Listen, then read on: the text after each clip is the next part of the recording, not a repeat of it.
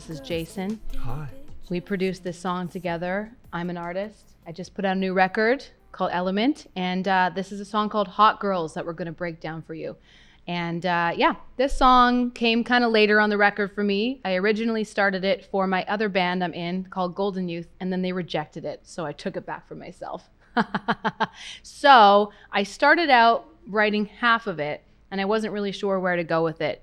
But as it took me a long time to write this one, is kind of what I'm saying.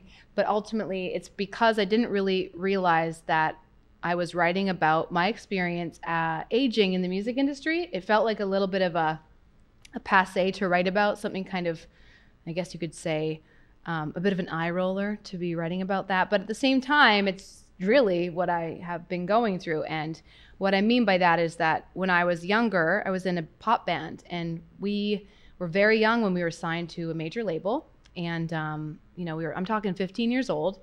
And over the next, 5 years, I was in that band actively after being signed. Actually, 3 years.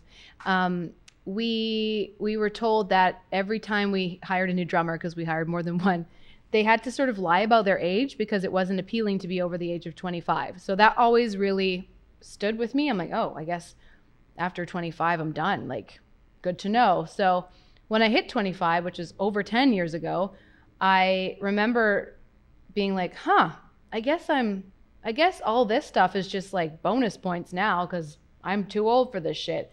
And it was such a weird headspace to be in at 25. You're so young at 25. And to be sort of brought up in this with this mentality of like, to be older than 25 is to be undesirable, is to be not interesting, is to be unmarketable, is to be untalented, not worthy of writing music. That's really what I was hearing as a child, and it took me a long time to really process that. So I have processed it many times over to the point where I super don't give a fuck. I'm well into my 30s and I still want to make records and will never stop. But I thought how stupid and frustrating that so many people, especially women, from my experience, think that, to be under the age of something is like you have to be under 30 in order to be successful. And I think that goes for a lot of different careers, not just music, but for my experience, that's what it was.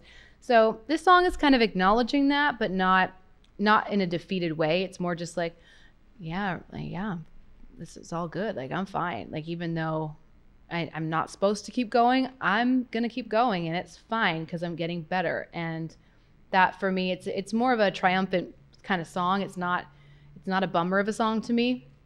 And the first line, a couple of hot girls taking pictures in the sun, I don't know why I feel so threatened by everyone, is kind of just a kind of like a shrug, if you will, to just being, still in the music industry and seeing like, all these like beautiful women making beautiful music. And I say, you're younger than me. But at this point in my career, I'm like, that's okay. What's wrong with that, right? I know, Jay, you can probably speak. We've talked about this topic many times before. Oh, for sure. Yeah, like aging in the business is a weird thing. I've wanted to jump in on already, but this is your story. It's hopefully it's like a lot of people's stories, or also hopefully not.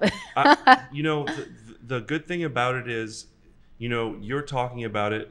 I had a similar experience at age 28, being told I was too old by several labels to develop the project I was at the time, because they said by the time we were touring and had the album out and the videos done, I'm going to be in my early to mid 30s.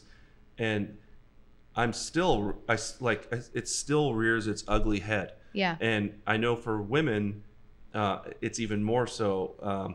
And I feel like there's, ageism is I think the last frontier of maybe one of the things we have to start talking about. Yeah. It affects everybody. It's so true. And I mean, everyone gets old. Everyone gets old, and it's a privilege, it's an honor to get old. It's amazing. Like, I feel so lucky I get to still do music, and I'm not old. And it's weird that I ever thought that I was. And I think it's interesting to hear that, I feel this way, you felt that way. Mm-hmm. There's a lot of people, I work with a lot of younger artists, and I want them to never feel that way. And it's interesting how you have to catch yourself in what you say, being like, I'm so old, I still love Nintendo or whatever. That in itself can be kind of weird for people to hear. So it's kind of a reflection on that.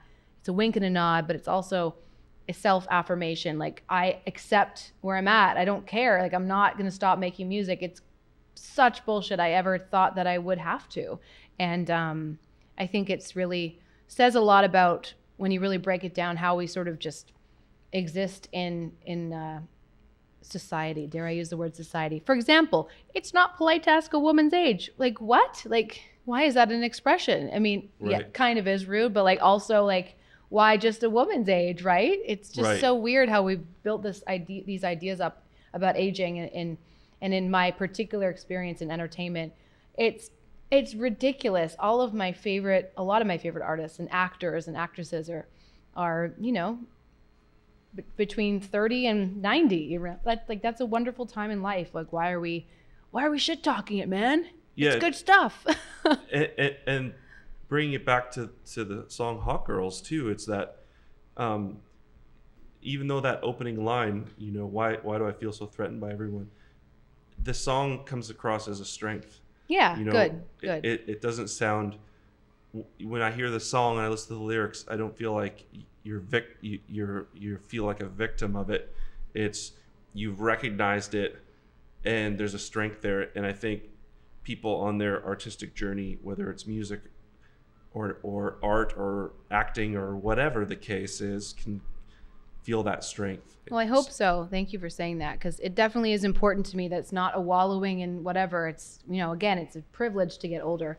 And having said that, I did lean into some like very like deep corners of my secret love of music, which is like John Cicada vibes, like super early 90s, like kind of like, I don't even know, like it's almost kind of like Balearic. I love Balearic music. And when I say Balearic, I don't have a true understanding of what exactly that means, but you know, tropical dance music, stuff that comes from the island of Ibiza, like all that kind of house music, and sort of more, I guess, I mean, from my very limited vocabulary, kind of like a more upbeat islandish dance music. I love that stuff. And but I also love like kind of, I guess, like adult contemporary, which is like these pianos.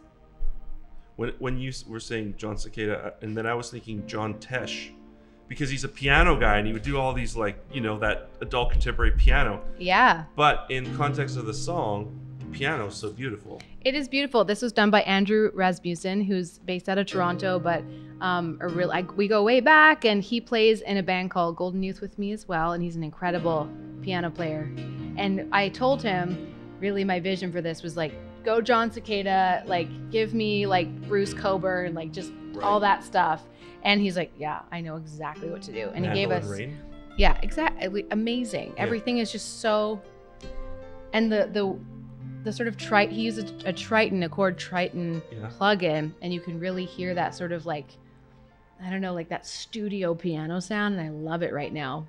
Especially because that was kind of like not cool to use for a long time in production, and now I'm like, fuck it, let's bring it back. It's sick. Yeah, it's got that kind of percussive bell overtone to it. It's so good. It's like sophisticated, but like on a budget. I love that. Yeah, it's like Grub Glam, my favorite thing. Yeah, it's like it's an early facsimile of what a synthesizer can make a piano sound like. Yeah, exactly. But like he's using so many layers too, but yeah, it's this beautiful playing. I mean, he's a beautiful piano player, and I wanted that element of humanness in this song, because it is very programmed and mechanical intentionally, so it can kind of accommodate that percussive. It was nice to mix that in to the track too, in the mix process. So much fun. Yeah.